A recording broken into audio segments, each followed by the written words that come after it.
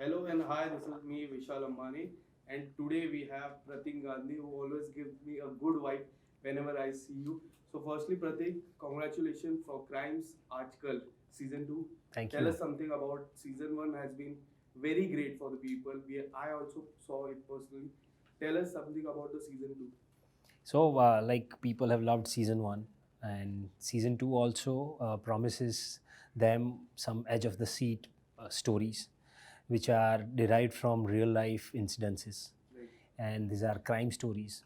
Especially this particular season talks about youth, either as victims or as perpetrators. And all the stories revolve around youth, their emotions, their issues, the way they deal with their emotional peaks, the way they deal with their love, Yes.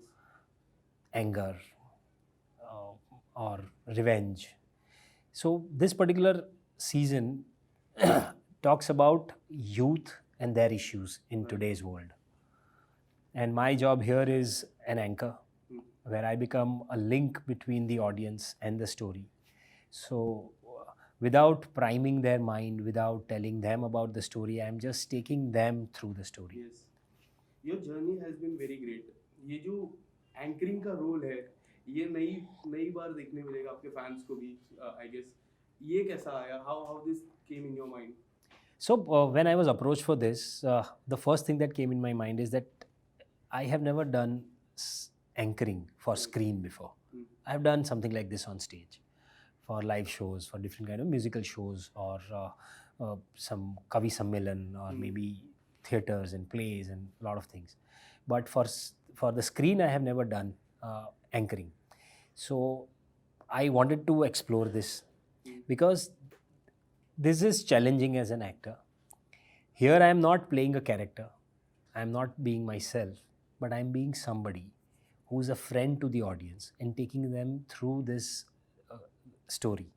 So बहुत challenging है, बहुत नया है, पहली बार था, तो मुझे लगा कुछ और नया करते हैं, इसलिए मैंने ट्राई किया है. आई होप ऑडियंसेस को पसंद आए. क्राइम्स की अगर मैं बात करूँ, यंगस्टर्स की अभी जो कॉमन थिंग है वो है एग्रेशन, जो कंट्रोल करना काफी इंपॉर्टेंट है. Would you like to say something about to the audience, to young people, ये जो एग्रेशन है ये कंट्रोल करना कितना डिफिकल्ट होता है? So I am sure I am not an expert on these things, but मैं सिर्फ मेरे एक्सपीरियंस से और मैंने जो समझा है उसकी बात करूँगा कि ये जो गुस्सा है, एंगर है, कोई भी एक इमोशन का जो एक्सट्रीम है ना, उसे कंट्रोल करना बहुत ज़रूरी है. अब उसका कंट्रोल ऐसा है, और क्यों आजकल लोगों में जो मुझे दिखता है वो इसलिए ज़्यादा हो रहा है शायद, कि हम सबको इंस्टेंट ग्रेटिफिकेशन की आदत हो गई है. एक फ़ोटो आपने लगाई, उस पर कितने लाइक्स इमीडिएटली मिलते हैं, 24 घंटे में कितने लाइक्स मिलते हैं, वो आपका मूड डिसाइड करेंगे. उसके ऊपर से आपका दूसरा दिन कैसा जाएगा वो डिसाइड होगा. और ये होते होते ऐसी साइकिल बन गई है कि लोगों को पता भी नहीं चलता कि आज हम अपसेट क्यों हैं. आपके पास शायद कोई बड़ा रीज़न नहीं होगा, कोई एक छोटी सी बात है जो कहीं कोने में बैठकर आपको अपसेट कर रही है, और उसी के चलते आपका गुस्सा बढ़ जाता है, इरिटेशन बढ़ जाता है, मिसबिहेवियर करने शुरू हो जाते हैं, and then the cycle goes on and on. तो मुझे लगता है कि इस चीज़ को कंट्रोल करने का एक ही तरीका है, बहुत ही सिंपल सी बात है, जो शायद which works with me also brilliantly, that for that particular moment switch off yourself. It is as good as rebooting your mobile. कि जब उस पॉइंट पे गुस्सा आता है ना, उस टाइम पे आप ब्रेक ले लो. Do you do the same thing with you? Yes, a lot of times, because there are बहुत सारी सिचुएशंस ऐसी होती है जहाँ पर वो आपके कंट्रोल में ही नहीं है. उस पर गुस्सा करके क्या करेंगे? कहीं आप खड़े हैं कि यार ट्रेन टाइम पे नहीं आई, अब वो आपके कंट्रोल में नहीं है, पर आपको you are furious from within, गुस्सा आ रहा है, इरिटेशन हो रहा है, और उसी में कुछ ना कुछ आप आड़ा टेढ़ा कर देते हो. उसके रिपल इफेक्ट कहाँ है, कौन कैसे रिएक्ट करेगा, कौन सी चीज़ कितनी बड़ी हो जाएगी, नोबडी नोज.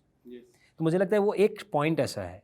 और उसमें एक बहुत ही बड़े गुरु हैं, बहुत ही बड़े विद्वान थे, उनकी एक बात थी, वो बहुत कमाल थी.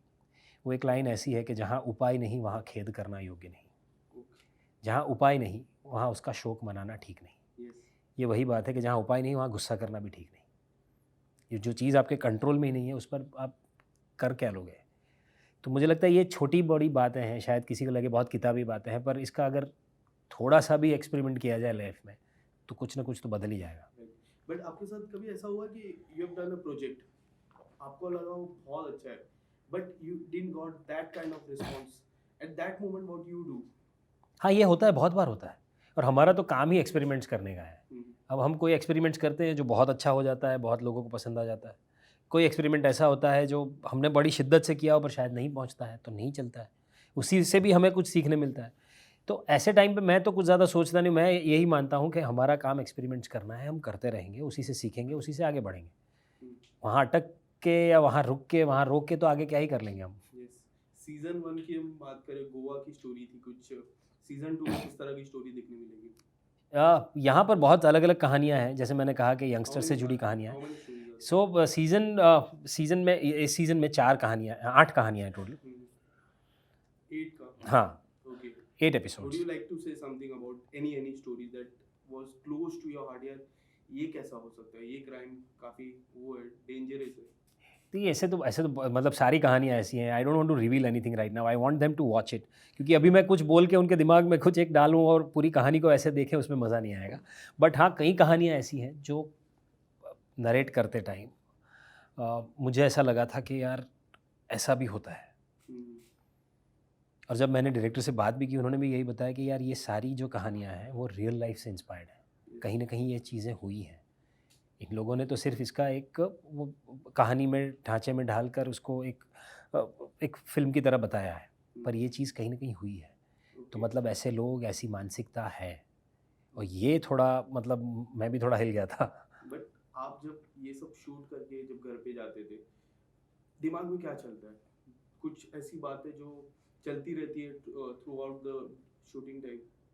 कुछ ऐसी बात शूटिंग के टाइम पे तो मेरे दिमाग में सबसे जो महत्वपूर्ण बात थी वो यही चल रही थी कि इस चीज़ को अगर मुझे ऑडियंस तक पहुंचाना है तो मैं उसको कैसे पहुंचा सकूं, ताकि ऐसा भी ना लगे कि मैं उन्हें कुछ सिखाना चाहता हूं, ऐसा भी ना लगे कि मैं उन्हें डराना चाहता हूं। यस। मैं सिर्फ उनसे बात कर रहा हूं एक दोस्त की तरह। तो शूट के दौरान तो हमारा यही अप्रोच था। पर हाँ, कई सारी चीज़ें ऐसी हैं जो बाद में भी रह जाती हैं, जो आप इसे सोचते रहते हो कि ऐसा है, ऐसा हुआ है, ऐसा कहीं होता है। बट अब एक्टर की लाइफ में एक चीज़ ऐसी होती है कि इतने साल काम करके ना हम स्विच ऑन स्विच ऑफ बहुत जल्दी सीख लेते हैं। राइट। और ये स्विच ऑन स्विच ऑफ जितना जल्दी कर सके उतनी हमारी मेंटल हेल्थ अच्छी रहती है। Yes, I want to know about your life, because हमारे बीच में, हम दोनों के बीच में दो चीज काफी कॉमन है। पहली, we both a Gujju voice, and the second thing is हम एक ऐसे परिवार से आते हैं जो टीचर का परिवार है, and you are an actor, I am a journalist. How difficult was it for you for becoming an actor? आपने 4 साल से शुरुआत की थी अपनी जर्नी की, बट किस तरह से, how do you see yourself right now? So difficulty तो पता नहीं, पर मुझे लगता है कि मैं बहुत लकी था कि मैं एक ऐसे परिवार का हिस्सा था, ऐसे परिवार में जन्मा था जहाँ सब एक तो शिक्षक थे हाँ। और बाकी सब संगीत में रुचि रखते थे। सब सब आर्टिस्ट लोग थे। तो आर्ट हमारे जीवन का हिस्सा था ही, और बचपन से यही सिखाया गया था कि वो आपके जीवन का हिस्सा तो बनेगा ही और होना भी चाहिए। आपका करियर बने चाहे ना बने। हम्म, तो यही अप्रोच रहा। मुझे भी पता नहीं था यार, मैं तो सूरत से आता हूँ, मुझे यही पता नहीं था कि कब मुंबई चला जाऊँगा और ऐसे मतलब ये एंटरटेनमेंट वर्ल्ड का एक हिस्सा भी बन जाऊँगा। yes, पर करने में बहुत मज़ा आता था, स्टेज पे जाना, नए-नए किरदार बनाना, उसमें बहुत मज़ा आता था। तो ये जर्नी शायद 14, 15, 17 सालों तक हम करते रहे। मुझे तो जर्नी में ही बहुत मज़ा आया और डेस्टिनेशन अपने आप बनते गए फिर। राइट। एंड अर्शद मेहता जैसी एक महान सीरीज आई जो चेंज कर दी पूरे, आई गेस सोनी लीव पे most of the people have taken subscription for Arshad Mehta. I am few, मैंने भी सोनी लीव की सब्सक्रिप्शन उसके लिए ही ली थी। अगर मैं बात करूं, अगर बताना चाहोगे, how do you see, it's been like so many years now, but when you look back, अभी भी लोग know you about Harshad Mehta. Tell us something तो अबाउट ये होता है एक्टर्स के साथ कि जो अपना पहला काम ज़्यादा ऑडियंस तक पहुँचे, लोगों को सबसे ज़्यादा पसंद आए, लोग आपको उसी से याद रखते हैं। अब मैं तो समझता हूँ कि एक्टर को कोई अगर उससे के किरदार से याद रखता है तो उससे बड़ी बात क्या हो सकती है यार। एंड संडे को मेरी मुलाकात हंसल सर से हुई थी। सबसे पहला सवाल मेरा उनसे वही था, व्हाट्स अप नेक्स्ट विद प्रतीक? तो उन्होंने बताया महात्मा गांधी जी का। जी, जी। कुछ अगर बताना चाहोगे अबाउट दैट? वही जो उन्होंने बताया वही प्रतीक है। गांधी, महात्मा गांधी। सरनेम सेम है, बाकी मैं मतलब वैसा नहीं है कि कोई ऐसा रिलेशन है उनसे। बट ये एक बहुत ही बड़ा, सबसे बड़ा प्रोजेक्ट होगा मेरे लाइफ का अब तक का। तो very excited about it and getting to work with Hansal sir again. So yes, it's double deal for me. Do you feel blessed with the surname? क्योंकि मेरी भी सरनेम बहुत खास है, अव्वल की। तो मुझे काफी बार ये होता है कि काफी लोग पूछते हैं कि are you in touch with that, मैं बोला सरनेम ये है खाली। So do you feel like, अगर कभी इन केस मुझे कभी बायोपिक का मौका मिले या फिर समथिंग लाइक दैट, तो मैं करूँगा या हाँ, नहीं मैंने करूँगा? बचपन से यार हमने कुछ-कुछ किरदार ऐसे होते हैं जो बचपन में सब लोगों ने किए होते हैं। हम्म, जैसे कृष्ण है, राम है, गांधी जी हैं, ये आप फैंसी ड्रेस कॉम्पिटिशन में या स्कूल के किसी नाटक में तो कभी ना कभी बने ही होंगे। हम्म, तो मैंने भी ये किया था स्कूल में और फिर जब बड़े हुए अभी तक मेरा एक प्ले भी चल रहा है। तो कहीं न कहीं दिमाग में से था कि यार ऐसे इस किरदार पे कुछ करने मिलेगा तो आई गेस 2024 आने वाला है, नया साल. How you are going to see this year? How Pratik Gandhi is seeing this year in his professional life? I think lot of opportunities, lot of positivity, lot of work, lot of good health is what I wish for myself and everybody else. Yes. And या जो काम अब तक मैंने किया है पिछले 2 सालों में उसमें से काफ़ी कुछ अब रिलीज़ होगा, लोगों तक पहुंचेगा. So excited for that. एक आखिरी सवाल. हर्षद मेहता का किरदार इतना अच्छे से निभाया है.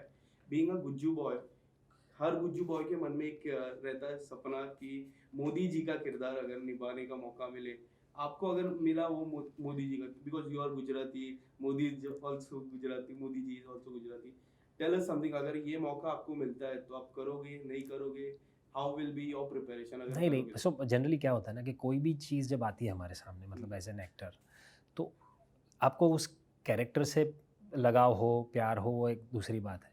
पर उसके करने का या ना करने का आप डिसीजन तब ले सकते हो जब आप कहानी आप कैसे बन के आई है उसके ऊपर डिसाइड करता यू है. See the whole script. हाँ, बिकॉज़ अगर स्क्रिप्ट अच्छी नहीं बनती है ना तो बड़े से बड़ा कैरेक्टर भी नहीं पहुँच पाता. राइट. तो वो है सबसे बड़ी बात, तो वो है कि उसमें वो बाकी सारी चीज़ों में कैसे फिट बैठता है. Yes. Thank you so much Pratik. Thank you. Thank you.